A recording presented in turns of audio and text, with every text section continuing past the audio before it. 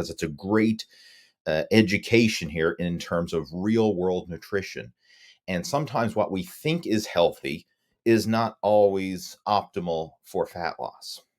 Welcome to the Total Fitness Bodybuilding Podcast with Lee Hayward and Jeff Samataro. Since 1997, Lee Hayward's Total Fitness Bodybuilding has been online helping guys to build muscle, lose fat, and become the best version of themselves. The goal of this podcast is to provide you with real-world practical fitness and nutrition advice to look your best, improve your health, and feel confident in your own skin, so you can live life to the fullest without having your body holding you back from doing the things you want to do. So if you're ready to get started, let's jump into the show. Hey, how's it going? It is your muscle building coach, Lee Hayward, with another episode of the Total Fitness Bodybuilding Podcast. And today's podcast is a special one because it's a private training that I did for the members of the Muscle After 40 Blueprint Coaching Program. And so what you're getting here is like a little sneak peek behind the scenes of what goes on within our Muscle After 40 Blueprint program. And it's a training that I did where we do a deep dive into nutrition.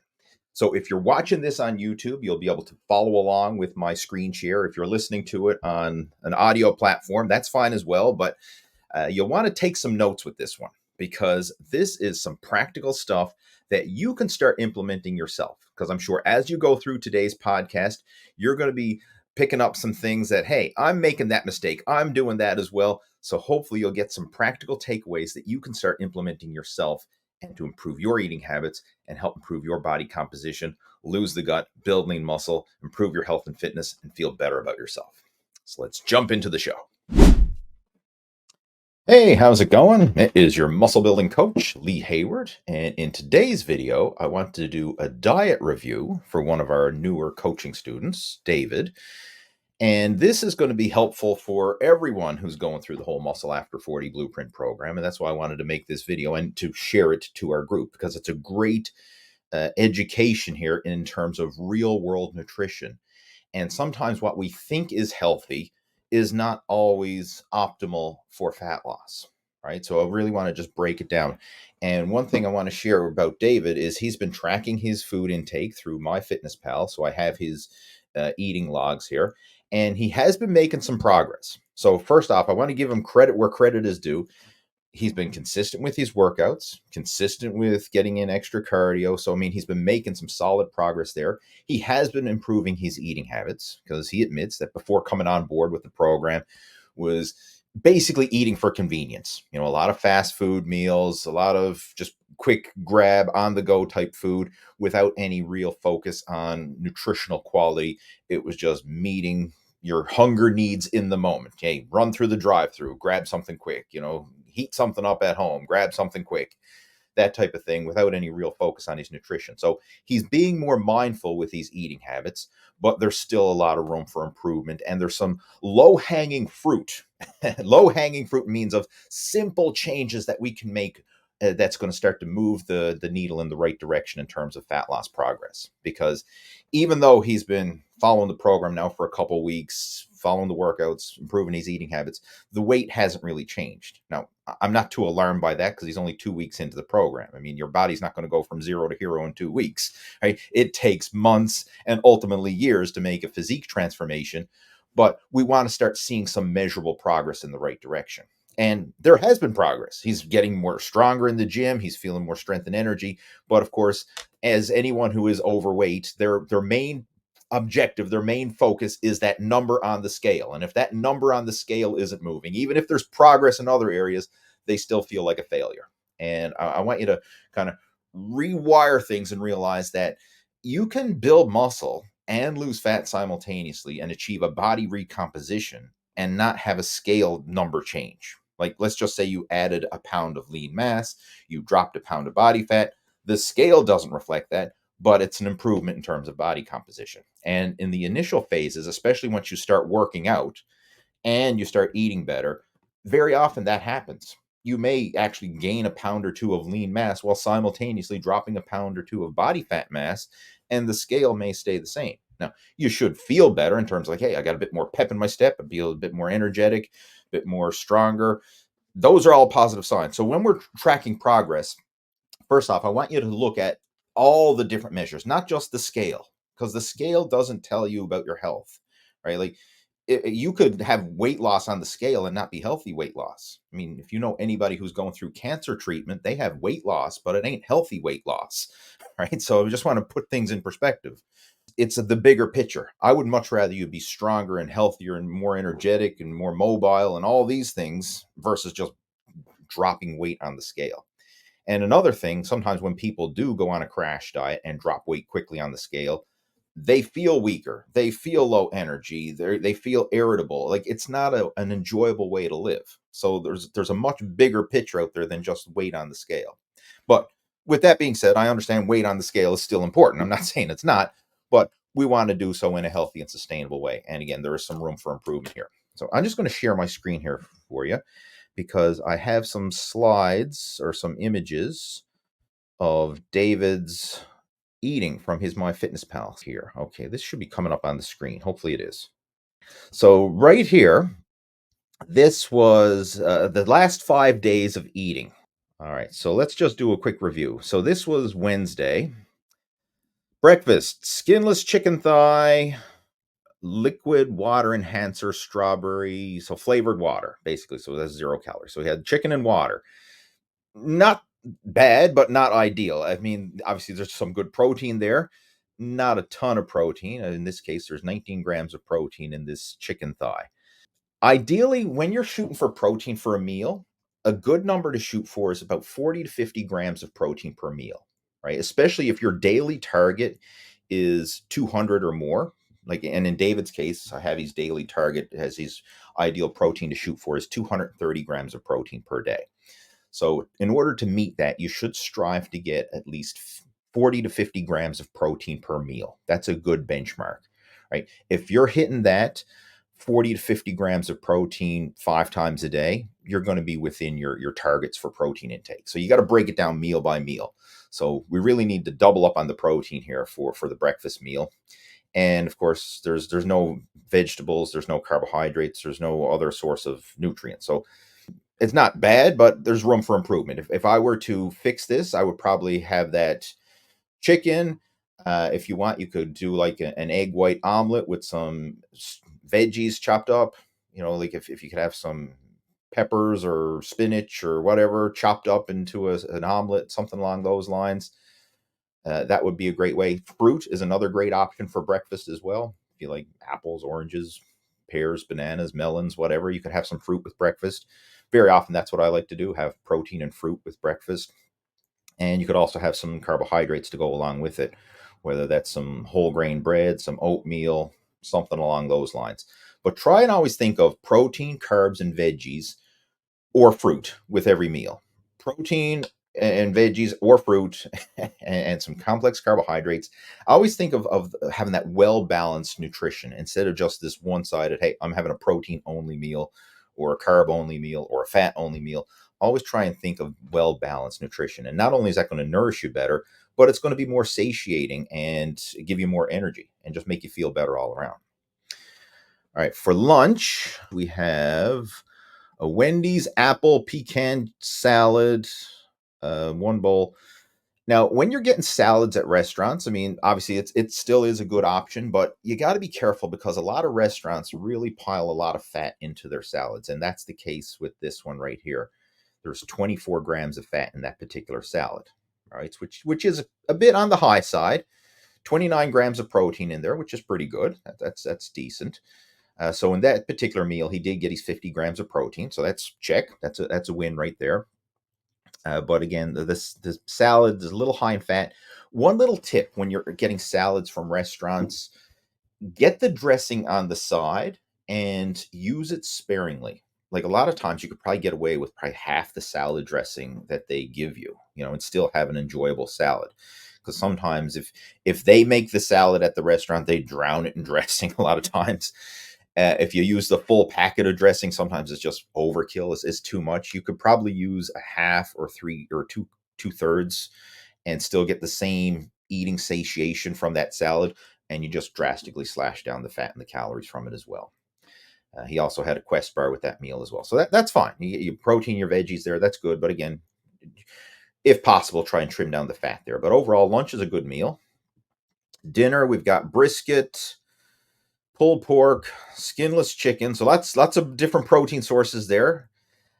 Baked beans and coleslaw. So this was a really high protein meal. I mean, heck, you got over 100 grams of protein in that single meal, which it's not bad. I mean, like it is a high, but there's nothing wrong with having a high protein meal like this. Your body will still absorb it and still digest it and break it down. The only thing is obviously you'd probably want to have that meal later in the day because that's going to take a long time to break down and digest. The more protein you eat, the longer it takes to digest. And I want to dispel the myth that some people say, you can only digest 30 grams of protein or whatever. Like that was a myth that was going around the fitness industry for a long time. People thinking that if you eat beyond 30 grams of protein per meal, then the rest is just going to go to waste and it's not going to get absorbed or digested, blah, blah, blah. That's a crock of BS. That's been debunked. Whatever you eat, your body is going to digest. It's not like beyond a certain amount, the food just evaporates into thin air and it doesn't count anymore, right? If that was the case, hey, we could all just gorge ourselves and pig out, and once we hit our limits, then the rest is just it doesn't count. No, look at anybody who's overweight.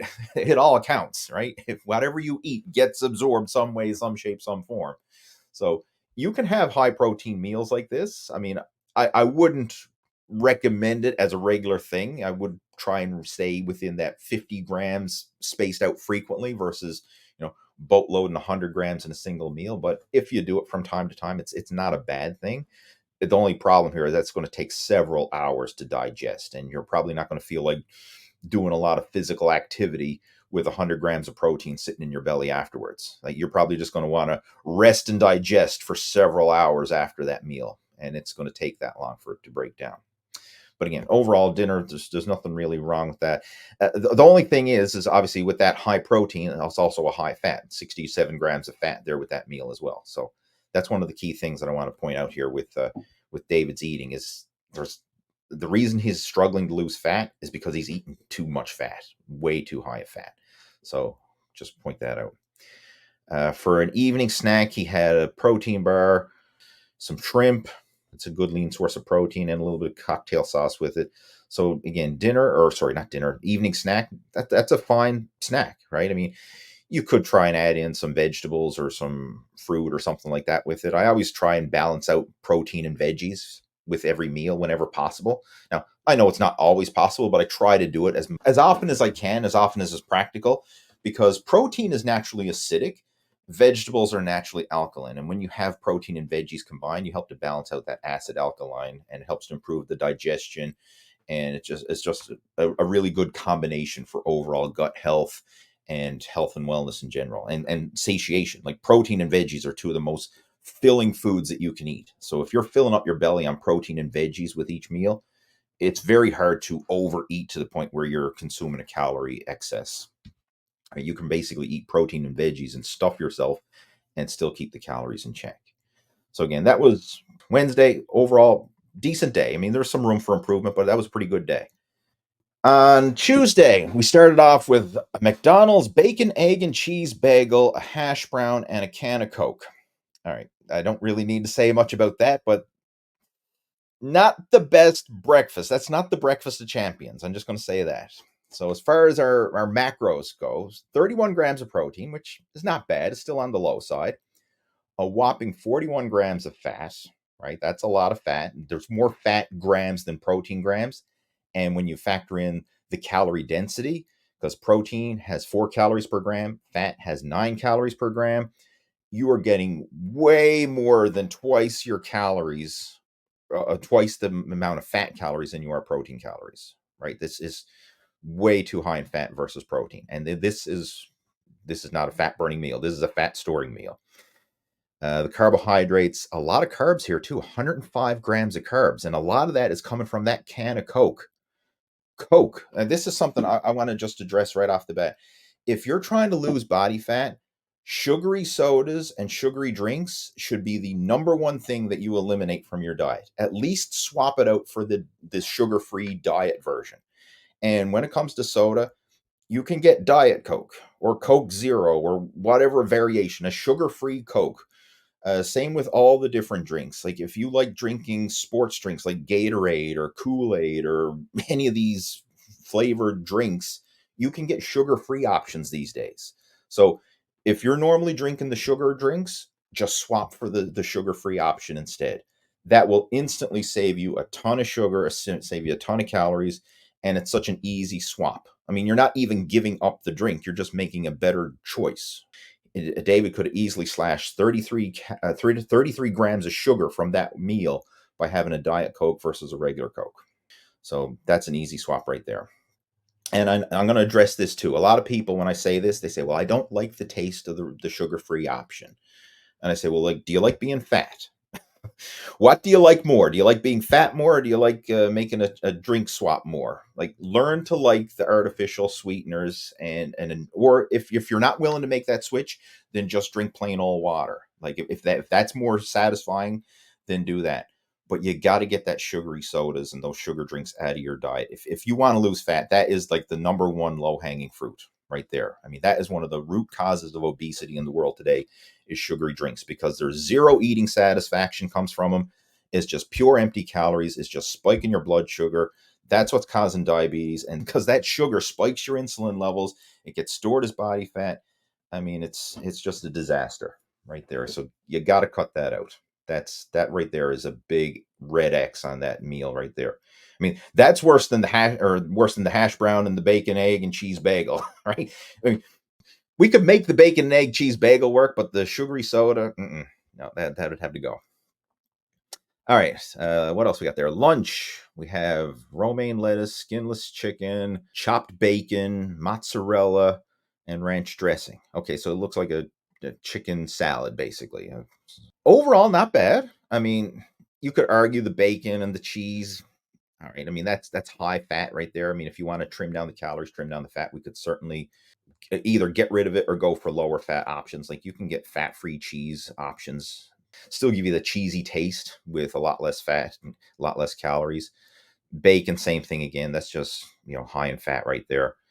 Again, this meal, 47 grams of protein, 49 grams of fat. So again, you're getting more fat than you are protein, right? That's the kicker right there. Even though, okay, what did you have for lunch? I had chicken salad for lunch.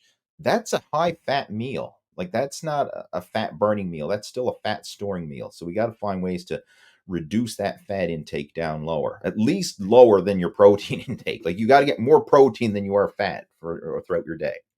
One thing that I do when I'm having salads, and this is a great way to bump up protein and lower down the fat, is I'll use some salad dressing. So in this case, he's using some ranch salad dressing, and he is using a lower fat ranch salad dressing. And I'll use a little bit of salad dressing, and then I'll put in a few heaping spoonfuls of fat free Greek yogurt. And what I find is the fat free Greek yogurt gives me that creamy salad dressing texture that I want, but it's almost pure protein. It's low in carbs, it's zero fat.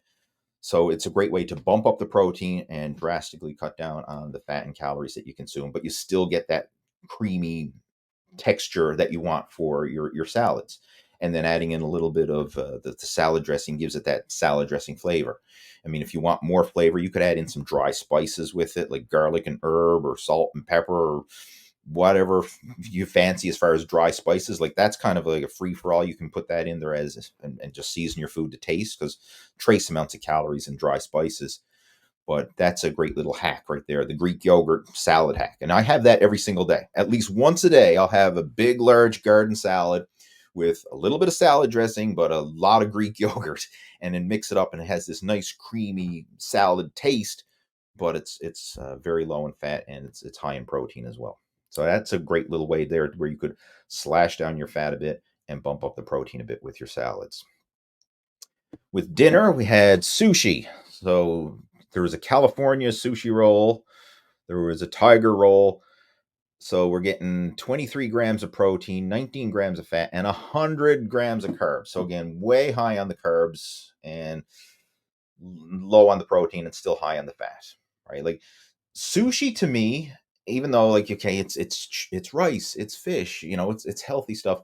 I still classify sushi as a cheat meal or a free for all meal. It's a treat meal, if you will. Like it's not a fat burning meal. right? Because again, it's so high in carbohydrates, right there, 104 grams of carbs.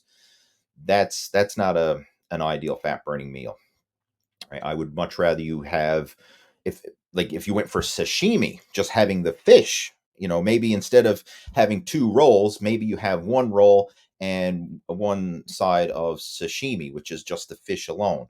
That would bump up the protein, drastically drop down the carbohydrates, and you still get to go out and enjoy a sushi in the restaurant, right? So I mean that's a little swap of just how can you make the meal choice a little better. For the evening snack, had some shrimp cocktail sauce, and a protein bar. Overall, that was actually a pretty decent meal, like 43 grams protein, 10 grams of fat, 30 grams of carbs. Like macronutrient wise, that was actually a really good one right there. So there's nothing wrong with that. I mean, if you wanted to add in some fruit or vegetable along with it, like maybe along with your shrimp, you had some celery sticks and carrot sticks or something along with it, so you have some protein and some veggies. That would add a bit more volume and also get the fiber and the nutrients from the veggies as well. That's little ways to try and sneak in vegetables throughout the day. Like I do that. I keep celery sticks and baby carrots and cherry tomatoes and you know all this like little chopped up veggie trays. I keep one of those in the refrigerator all the time. So as I'm having a snack, I can also grab some like celery sticks and baby carrots and things like that and bump up my veggie intake along with it. So I'm getting my protein and veggies that way. Right? That would be a nice little addition there for the evening snack. But overall, macronutrient wise and everything else, that was a good one. All right, let's see what else we got there. This one here is for Monday.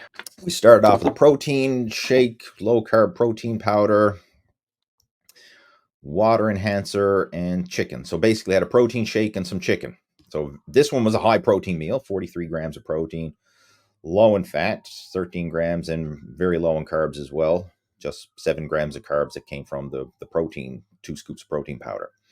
So again, that's meets the bill for a high protein meal, but again, there's no carbohydrates and there's no vegetables there. So try and balance it out. Like if you wanted, you could have done what I mentioned there, like sneak in some veggies along with that. Probably have a piece of fruit along with it. That would give you a more well balanced breakfast meal versus just a protein only meal. Now, with that being said, if you're pressed for time and maybe you're not that hungry or whatever, there's nothing wrong with having the occasional protein only meal. I mean, I would rather you do that than miss a meal, right? Like a protein shake is better than missing a meal because the protein for most of us is the hardest macronutrient to meet. So sometimes having a protein only meal can certainly bump up the overall protein for the day. But if you want to optimize it, step it up to the next level, we try to balance it out with protein and veggies and some carbohydrates to have that well balanced meal. For lunch, we got Moe's salad bowl. I'm not sure what Moe's salad bowl is, but it's high in fat. 33 grams of fat in that salad bowl, 7 grams of protein. So again, the ratio is really high in fat, really low in protein. And you also had a Quest bar. So 27 grams of protein, 39 grams of fat, and 58 grams of carbs. So again, lunch is a high fat lunch, right? Moderate in protein, but really high in fat. Like I would much rather see those numbers reversed, where we're getting 30, 40 grams of protein and only 20 grams of fat versus the other way around. So again, just want to point that out. That is a high fat lunch, and even though it's healthy, okay, what did you have for lunch? I had a salad and I had a protein bar. It's still really high in fat. So I don't know what's in that salad bowl, but if you're going to have that in the future, see if there's a way to reduce the fat. Like how much cheese is in there, how much dressing is in there, is there any oil in there? Is there any bacon in there? Like what's causing that 33 grams of fat in that salad, right? And see if there's a way that you could either reduce it or eliminate it. Like if it's cheese or if it's bacon or something like that, maybe we just, hey, I'll have the salad, skip the cheese and the bacon.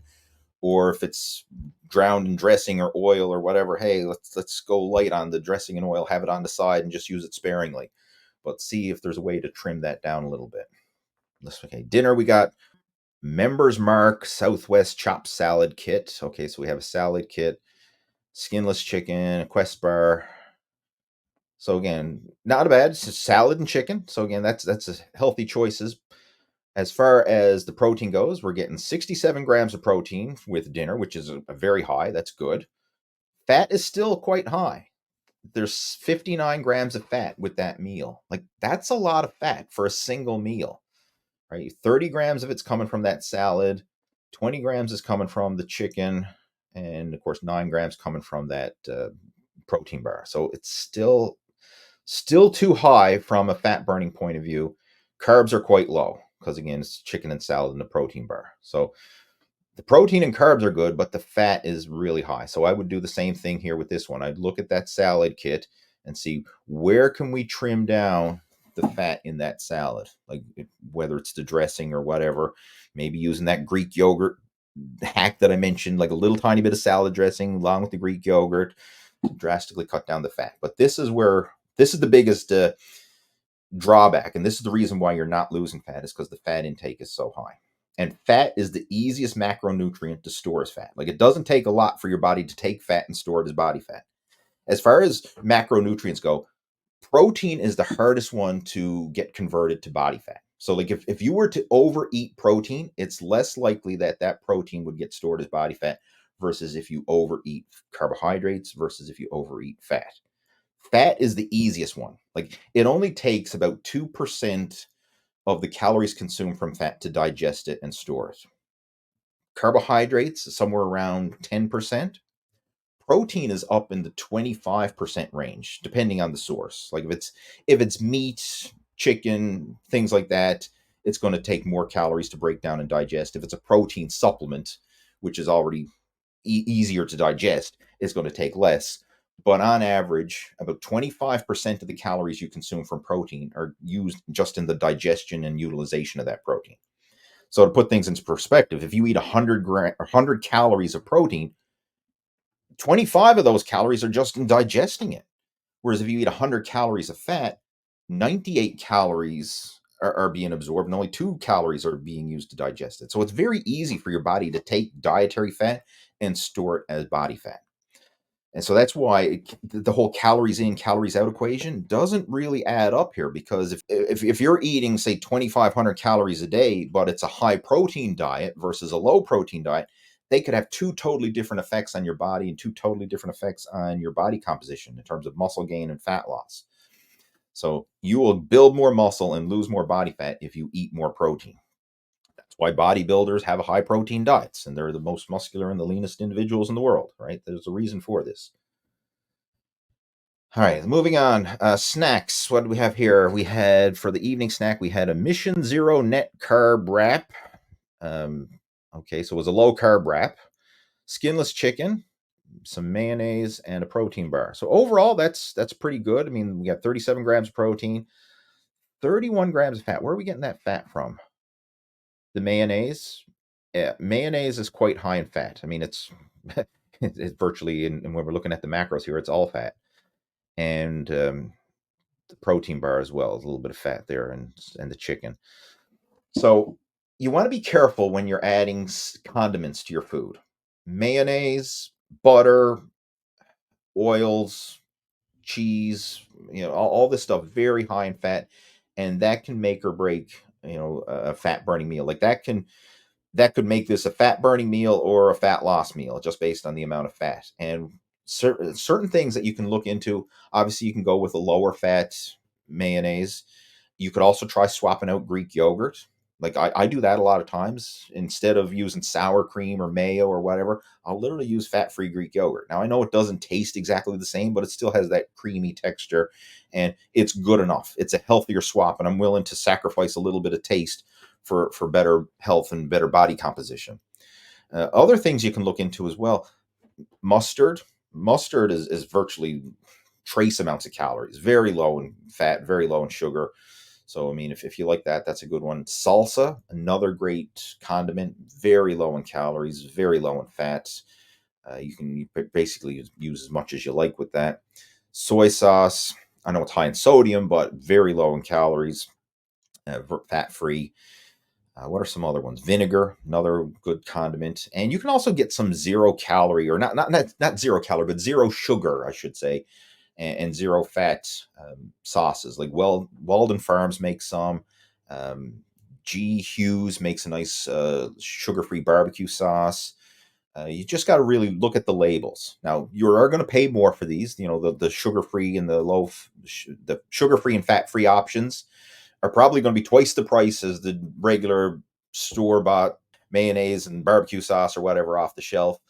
But it's worth it if you want to have that flavor and also keep the fat and the calories low. Then it's worth it. So that's some of the stuff that we get as well. Like we get sugar-free ketchup, we get sugar-free barbecue sauce, and that's kind of some of our staples that we have if we're putting it on, seasoning for our meats and stuff. Right? But that's what you add to your food can make or break it as well. So just be careful of that. All right, I'm going to break down another day of eating here now because this is good. Hopefully, you're finding this helpful. This is Sunday. For breakfast, we had a Kirkland hot dog, a bun, ketchup, and a Pepsi. That is not the breakfast of champions, all right? We'll just say that. Hot dog and Pepsi for breakfast. Low in protein. We got 10 grams of protein. Uh, that kind of goes to show you hot dogs are not a good source of protein. There's way more fat than there is protein in a hot dog. So don't look at hot dogs and wieners and stuff like that as, oh, this is a good source of protein. No, it's a source of fat. The ketchup, again, that's just pure sugar. Pepsi, right? 31 grams of sugar from the Pepsi. I mentioned this before with when you had the Coke earlier. Go with the Diet Pepsi or the Diet Coke or the Diet whatever, the sugar-free options. That would instantly, even if you had your hot dog and Pepsi for breakfast, if you had a Diet Pepsi, you would have just shaved 31 grams of sugar off that meal and made it much better. Like that is low-hanging fruit. You're not even giving up the Pepsi. You're just making a better Pepsi choice. Like that's an easy one right there. But as far as this, yeah, I don't need to break it down too much. Like hot dogs for breakfast isn't a fat loss meal plan. Lunch, skinless chicken and a Quest bar and some flavored water. Okay, so again, high protein, 78 grams of protein, still pretty high in the fat, right? Again, there's for some reason there's 30 grams of fat. Oh, there's a lot of chicken, 12 ounces of chicken. Okay, so that makes sense why there's so much fat there.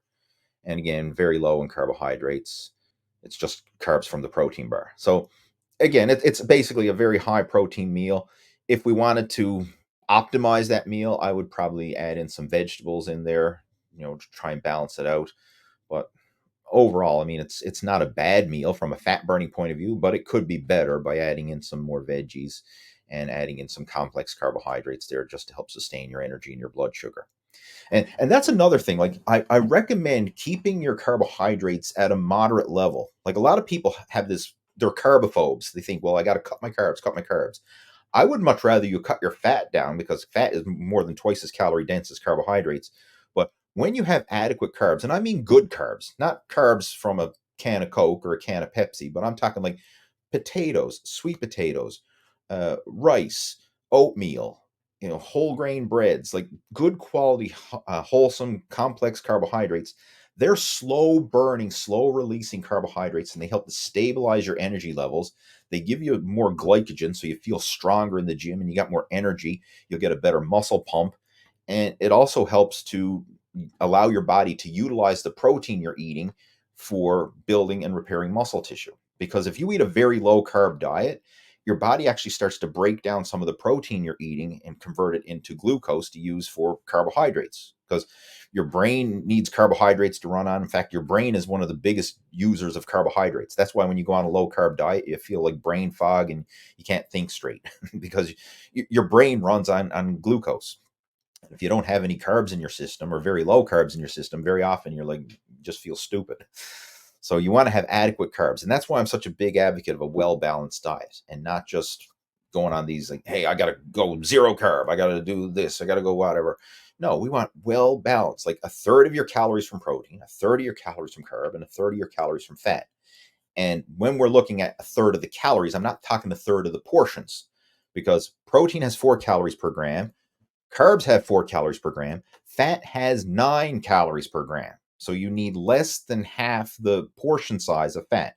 So if you're eating 200 grams of protein and 200 grams of carbs, you need about 85 grams of fat. For that would be well balanced ratios across the board right there.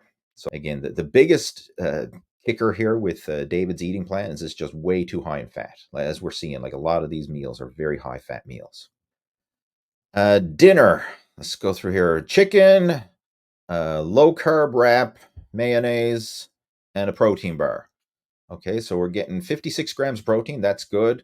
Fat, 41 grams. That's still quite high. Like that's a good chunk of your daily fat intake right there in just one meal. You're using skinless chicken thigh. Now, chicken thigh has a bit more fat than chicken breast, right? Now, I mean, you can still have dark meat, but if you're trying to really keep the fat low, maybe even go half and half. Like have 4 ounces of boneless, skinless chicken breast, and then 4 ounces of boneless, skinless chicken thigh. You'd still get the flavor of the chicken thigh you're wanting, but it would drastically cut down on the fat a bit, right? Because that's the big key thing I'm seeing here is the fat intake is just way too high overall. So anywhere where you can trim down the fat intake a bit, it'll go a long way. Mayo, again, we mentioned that earlier. Lower calorie sauces and condiments will go a long way. And again, we could add in some vegetables here with this. Like with your chicken wrap, you could add in some lettuce or some vegetables or some spinach or peppers or whatever. Like you could add in some veggie in with that wrap to give it more volume, more flavor, and also get the nutritional value of the vegetables. For our evening snack, we have standard process complete chocolate. I'm not familiar with this personally, but I think it's some sort of protein meal replacement shake. It's quite low in calories, actually. It's 10 grams of protein, 4 grams of fat, 10 grams of carbs. So, all right, maybe it's something like a nutritional shake. But again, that's quite low there. That's fine. Brussels sprouts, really good. Spinach, really good. Kale, really good. Beets, collard greens, and some water. So basically, you had a vegetable snack, which is great. I mean, you can fill up on veggies. Like veggies are like your free for all food. So if you want to just eat and just get food volume and eating satiation, this was great. Just lots of different mixed vegetables there. That's excellent. Again, you're getting protein, very low in fat, and the carbohydrates. I mean, that's a lot of it is fibrous carbohydrates coming from the vegetables. So, yeah, the evening snack in that case was really good. All right, one more here, guys, just to balance it out. I know I'm probably going on a bit long, but this is valuable stuff here to break it down. This is from last Saturday. Breakfast, 3 eggs, bacon, and cheese. All right, so we got 28 grams of protein, 26 grams of fat, and 6 grams of carbs. Again, quite high in fat. If you wanted to make that a higher protein, lower fat option, you could go with eggs and egg whites. Like what I usually do to get more volume and more protein, when I'm making eggs, I'll usually use 1 cup of liquid egg whites and then maybe 1 to 2 whole eggs and scramble that up in the pan. So you get a lot of volume, a lot of protein, and it's much lower in fat because all the fat is in the egg yolk. So if you want to bump up the protein and lower the fat, try adding in some liquid egg whites along with it, and you can get more volume too, more eating satiation. Bacon bits. I mean, obviously it's a little flavor, it's a little bit of protein, carbs, and fat. I mean, it's not going to make or break it, but like if you're really nitpicking and trying to cut calories, obviously you could eliminate stuff like that. The cheese, you could go with a low fat or a fat free cheese option instead. That's what we do. We buy fat free cheese slices. So when I'm making up my breakfast omelets and I want a cheesy omelet, I put fat free cheese on it. So, I mean, it's just extra protein and zero fat. So that's an easy swap right there. For the cheese slice, buy fat free cheese slices. You bump up the protein and cut the fat down. Lunch, we have a zero carb wrap, peanut butter, jelly, and chicken breast. All right. The zero carb wrap is fine. The chicken breast is fine. Peanut butter and jelly, that's not a fat burning combo right there. Personally, when I'm really trying to push for serious fat loss, I eliminate peanut butter and jam from my eating. I don't have it. If I do want to have peanut butter, I'll get the powdered peanut butter, like the PB2 or the PB and me variations, and that gives you a peanut butter taste with only a fraction of the fat because I think it's 85% of the fat is removed from the powder peanut butter.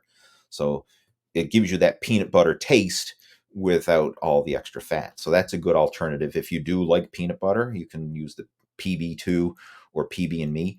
Now, I'll be honest, it doesn't taste exactly the same. You can kind of make it better by adding in like some some sea salt or maybe some stevia to kind of give it that sweet and salty taste that a lot of peanut butters have.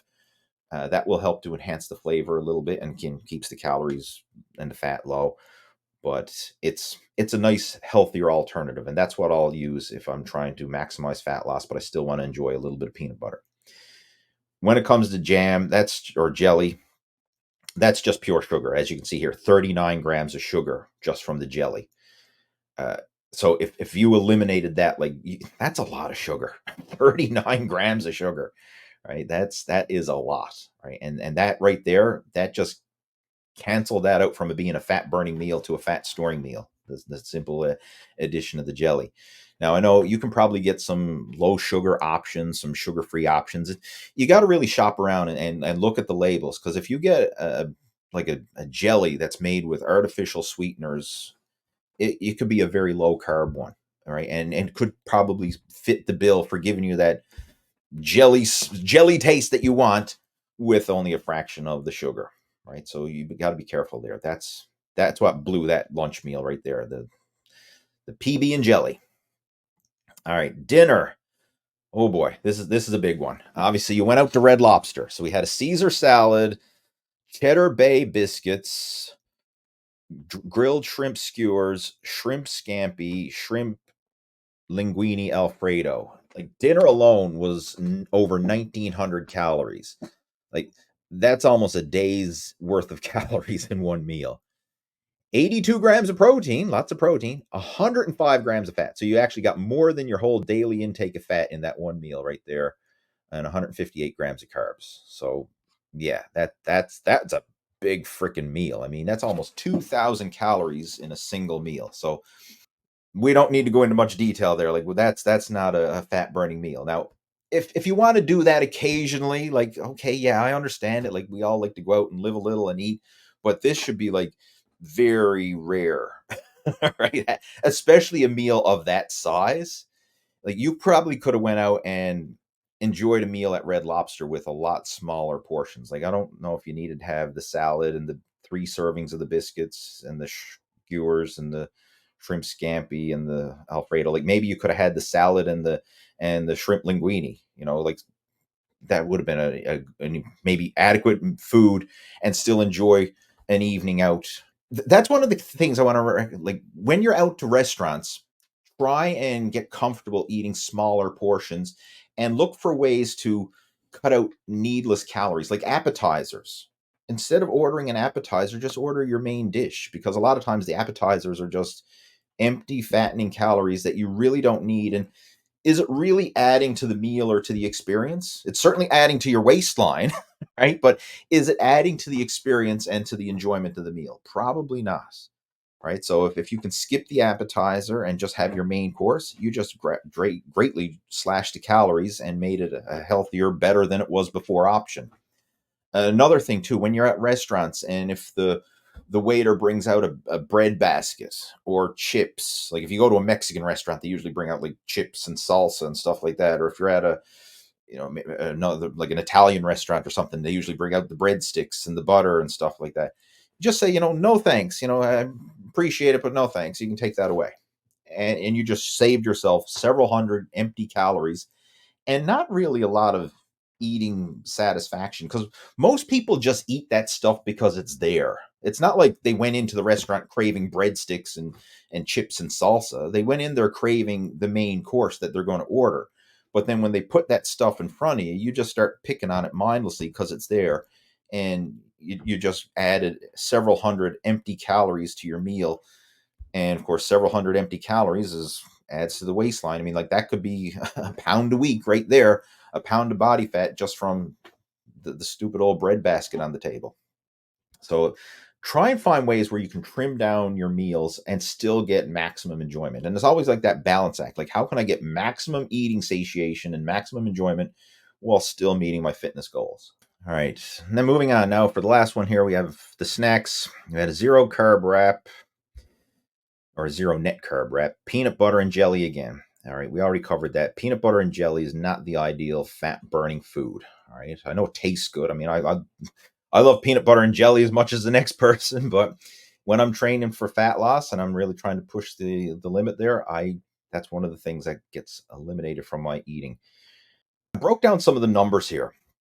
The daily averages, David's averaging 169 grams of protein, which comes to 679 calories from protein per day.